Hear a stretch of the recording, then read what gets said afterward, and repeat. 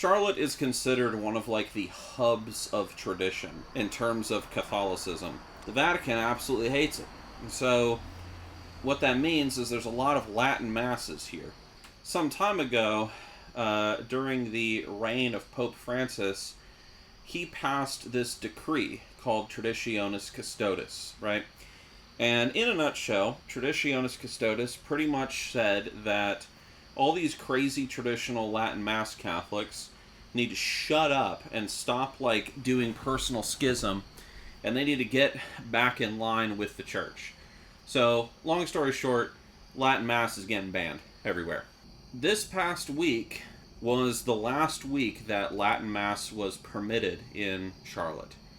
It still exists in the form of the SSPX at St. Anthony's, and they did allow this like one little like chapel in the middle of nowhere to continue to operate a Latin Mass under Father Jones. I have no idea how many people are there. How'd they restrict it completely? Latin Mass has been around much longer than those. Well, that's the thing. Like, the whole like history of the Latin Mass is like the Latin Rite has been around for, a long time. In the 1960s, if you don't know your lore, what the Vatican attempted to do is they were like, okay, the problem with the Latin Mass is it's too esoteric. It's too much of like a strange, weird ritual that like the average like normie doesn't understand when they walk in the door. But then again, the average like idiot like on the street thinks that like religion is just all about the act of receiving rather than the act of giving. So without getting into the nitty-gritty details, like it doesn't matter if like you don't know what's going on. What matters is that you're there. Back in the day, like in like we're talking Old Testament times, when you went to like the temple, you were not present in the Holy of Holies, watching the priests doing the prayers and the sacrifices and so on and so forth. You just kind of waited outside after you like presented your lamb, and then you just kind of chilled out and were like, well, hopefully the priest does the right damn thing. So in the 1960s, the church in her wisdom got together and they were like, hey, we're going to create this new mass, Novus Ordo. It's going to be more approachable. It's going to be in the local vernacular. It's going to have more emphasis on scripture because like Protestants love, their scripture.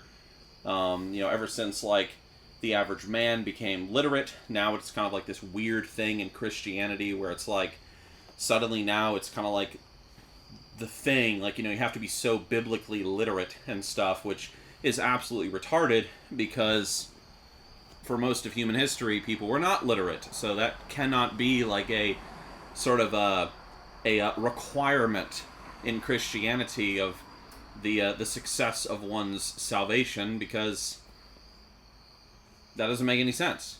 They made this new mass, and it did not go the way they thought. It completely backfired, and it's just a whole mess. And then, of course, you have the traditional Catholic movement that has popped up in recent years, which is just like this big pushback against Novus Ordo. Like, we got to return to tradition, and we got to go back to the Latin Mass, and like the Mass of like St. Thomas Aquinas and all those friends. And we got to go back to it and stuff. And Vatican II is wrong and like heretical and stuff. And the Novus Ordo is invalid and satanic and blah, blah, blah.